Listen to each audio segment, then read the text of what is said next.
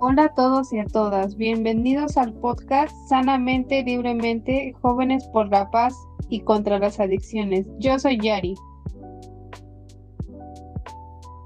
Yo soy Emma. Y yo soy Fer. Qué gusto estar aquí con ustedes.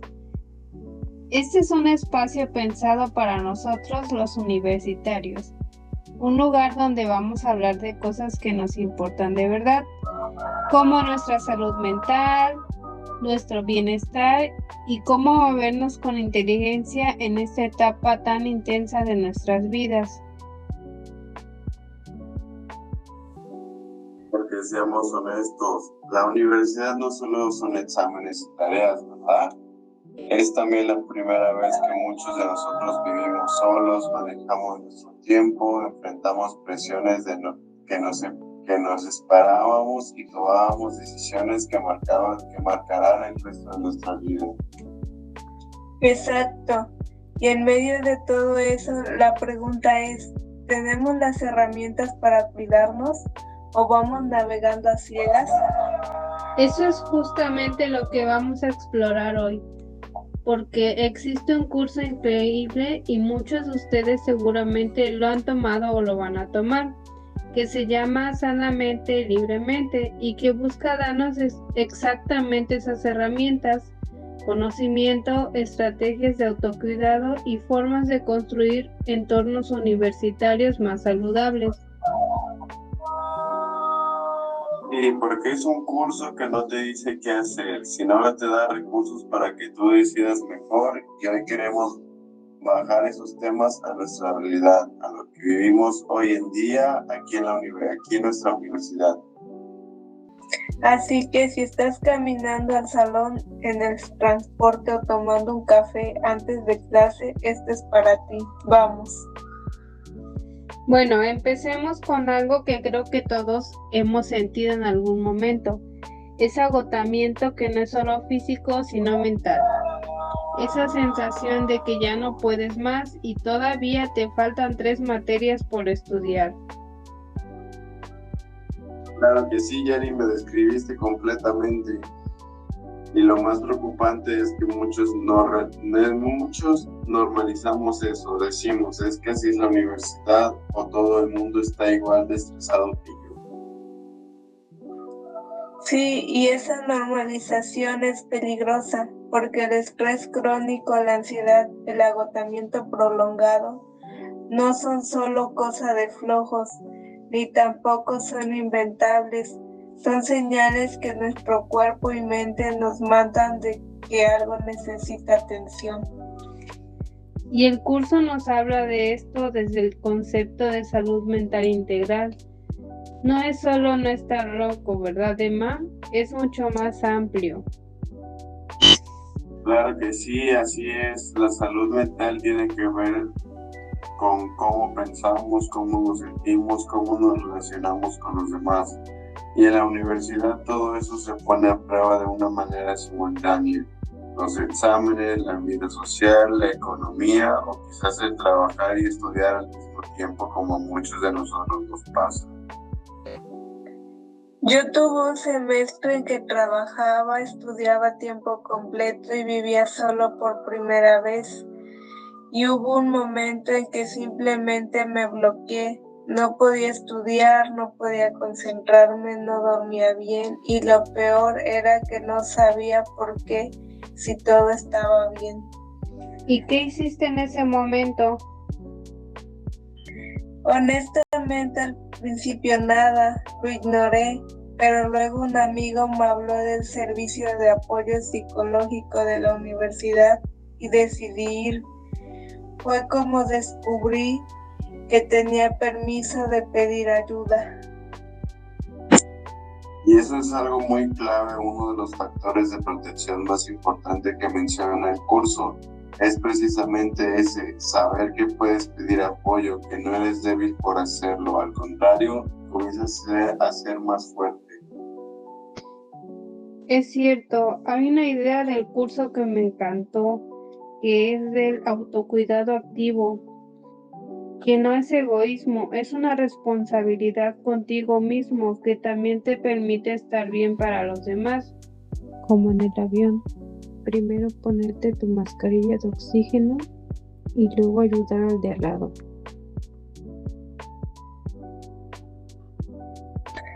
Esa metáfora es perfecta y la práctica como se ve es autocuidado activo, dormir bien, moverse aunque sea un poco, comer algo decente. Conectar con otras personas, no solo por redes sociales, sino de verdad hablar, reír y compartir espacios y momentos. Y conocerse a uno mismo, saber cuáles son tus límites, qué te recarga de energía y qué te la quita. Eso es literalmente una habilidad que se puede aprender y practicar. Bien, ahora entraremos a un tema que puede incomodar un poco, pero que es súper necesario hablar, las adicciones. Y cuando decimos adicciones no nos referimos solo a las drogas ilegales, el alcohol, el tabaco, incluso el uso problemático del celular o de las redes sociales. Todo eso entra en esta conversación. Empecemos por desmitificar algo. Hay gente que piensa que la adicción es una falla moral, que la persona simplemente no tiene fuerza de voluntad. Pero, ¿qué nos dice realmente la ciencia sobre esto? El curso es muy claro. La adicción es una condición compleja que involucra factores biológicos, psicológicos y sociales. No es un defecto de carácter. Tiene que ver cómo ciertos comportamientos o sustancias afectan el sistema de recompensa del cerebro. Y lo que nos hace la etapa universitaria sea especialmente vulnerable es que nuestro cerebro todavía está en desarrollo. La corteza prefrontal, que es la parte encargada de tomar las decisiones, evaluar riesgos, planear a largo plazo, no termina de madurar hasta los 25 o 26 años aproximadamente. O sea que somos literalmente más susceptibles a ciertos efectos de las sustancias, no porque seamos inmaduros, sino por una razón biológica real. Y a eso le sumamos el ambiente universitario, las fiestas, la presión social, el por qué no pruebas, el querer encajar, manejar el estrés de alguna manera. Yo recuerdo cuando empecé mi vida universitaria, había mucha presión social en algunos círculos con respecto al alcohol y sentí que si no tomaba me iba a quedar fuera de un grupo. ¿Y cómo lo manejaste? Con mucha incomodidad al principio, voy a ser honesto, pero con el tiempo aprendí que mis amigos de verdad no me iban a dejar de querer por eso y que también otras formas de divertirme, pero tomo tiempo y requiero seguridad en mí mismo. Y eso es exactamente lo que el curso busca, fortalecer los factores de protección, que son cosas como tener una autoestima sana, redes de apoyo confiables, habilidades para manejar emociones, saber decir que no sin sentirse mal por eso. Y no es que te blindan completamente, pero sí hacen una diferencia enorme en cómo respondes ante la presión o ante situaciones difíciles. También hay algo que me parece muy valioso en el enfoque del curso. No es alarmista ni moralista, no te dice las drogas son malas, no las uses y punto. Te da información real para que puedas tomar decisiones informadas. Porque la información bien dada protege y el miedo mal usado no. Y hay algo más que quiero mencionar, el consumo como forma de escapar. Muchas personas, especialmente universitarios, empiezan a consumir lo que sea, como una forma de manejar el estrés, la ansiedad o la sociedad, y eso puede volverse un patrón muy difícil de romper, ¿no creen? Sí, si la pregunta no es solo estás consumiendo algo, sino por qué lo estás haciendo, ¿es recreación consciente o es una válvula de escape porque no sabes cómo manejar lo que sientes? Y sí, es lo segundo. El curso nos da herramientas alternativas, técnicas de regulación emocional, manejo del estrés, cómo buscar apoyo, cosas que funcionan sin los costos que tienen las adicciones. Muy cierto todo esto. Bueno, pero antes de cerrar, quiero hablar de algo que a veces olvidamos en toda esta conversación en el autocuidado individual. El entorno importa muchísimo. Totalmente, puedes tener la mejor voluntad del mundo de cuidarte, pero si tu entorno o tu grupo de amigos, tu salón de clases o incluso tu familia no acompaña eso, es muchísimo más difícil lograrlo. Por eso el curso habla de entornos educativos saludables, no es solo responsabilidad individual. Las instituciones, los profesores, los compañeros, todos somos parte del ecosistema. Y en la práctica, ¿cómo se construye eso? Creo que empieza por algo tan sencillo como normalizar las conversaciones, como la que estamos teniendo hoy. Hablar de salud mental sin vergüenza, hablar de depresiones sin minimizarlas, hablar de adicciones sin juzgarlas a quien las vive.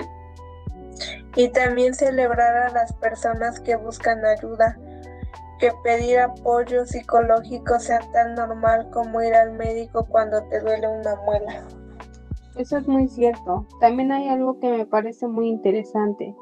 Es el saber identificar a las personas en tu red que son un recurso. Ese amigo que siempre sabe escuchar, ese compañero que te anima cuando estás mal, o ese maestro con quien puedes hablar de la verdad. Esas personas son parte de tu red de bienestar. Y ser también tú, esa persona para alguien más, el bienestar se contagia, al igual que el estrés. Y no hay que esperar una crisis para activar todo esto.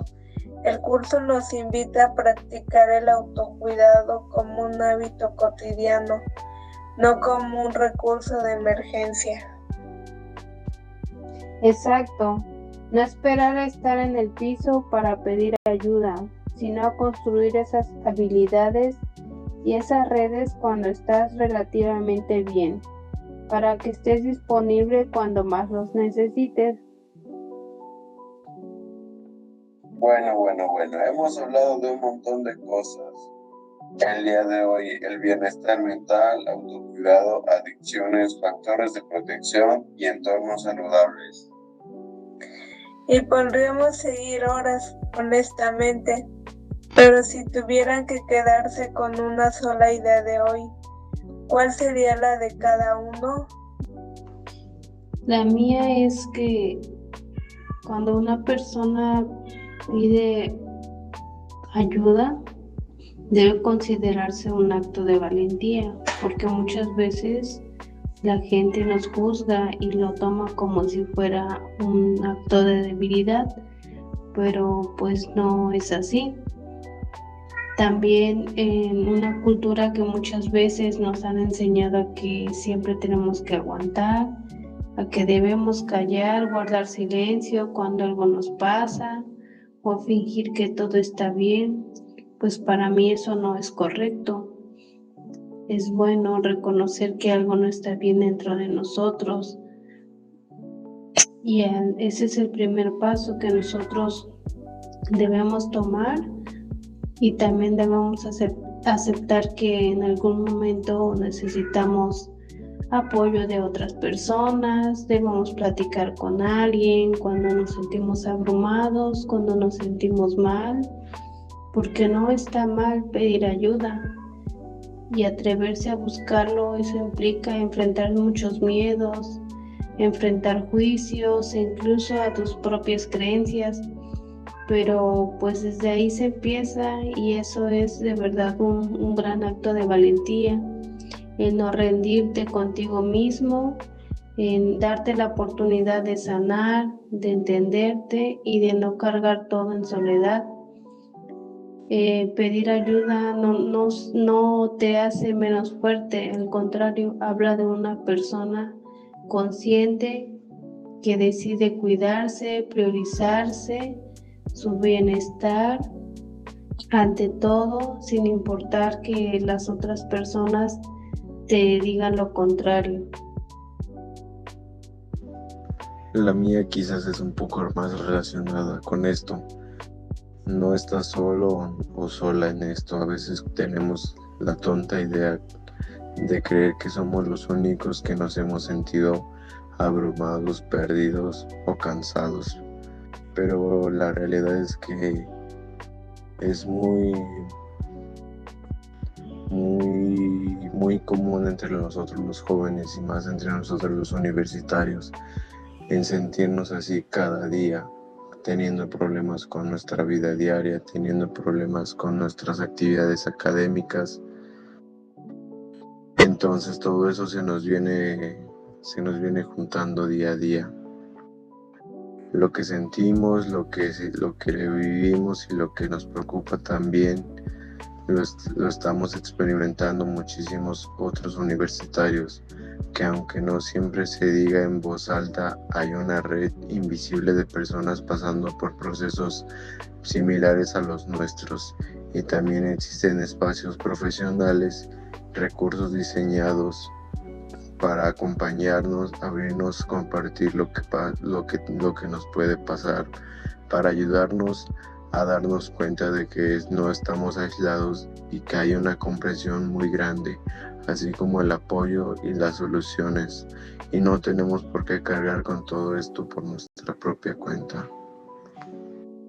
Así que es necesario alzar la voz, hablar con otras personas de cómo nos sentimos, de cómo sentimos esa presión, de cómo nos sentimos día a día, para que esas personas, si se sienten igual, también puedan desahogarse con nosotros y así buscar espacios, buscar apoyo, buscar métodos para así ir siguiendo, ayudando y buscando soluciones para no solo nosotros mismos, sino para muchísima gente, muchísimos jóvenes y para muchísimos universitarios que viven este problema día a día que nos afecta a demasiados. Entonces hay que alzar la voz, hay que buscar apoyo y no hay que quedarse callado con los problemas que enfrentamos día a día.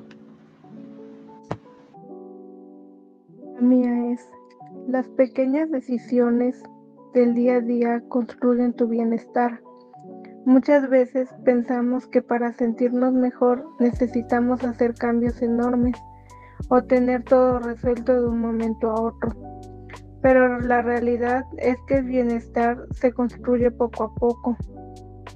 Está en esas acciones simples pero constantes, como dormir un poco, darte un momento para descansar, hablar con alguien de confianza, organizar tu tiempo o incluso aprender a decir que no cuando algo te sobrepasa. Cada decisión, por pequeña que parezca, suma y tiene un impacto en cómo te sientes. No se trata de perfección, sino de avanzar a tu propio ritmo y ser más consciente de lo que necesitas. Muy bonitas reflexiones, compañeros. La verdad es que tienen razón los dos. Siempre hay que priorizarse, hay que,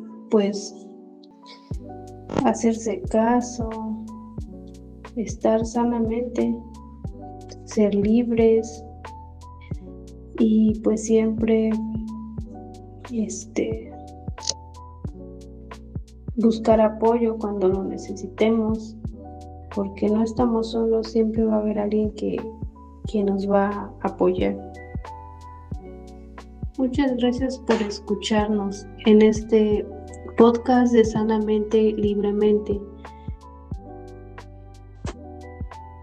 Si algo de lo que dijimos conectó contigo o crees que necesitas ayuda, no dudes en pedirlo. Espero que les haya gustado mucho y hayan reflexionado un poco sobre lo que compartimos con ustedes.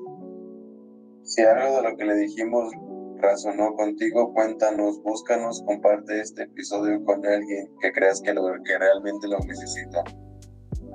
Y recuerda, cuidarte no es un lujo, es una necesidad y mereces hacerlo. Nos escuchamos, cuídense mucho.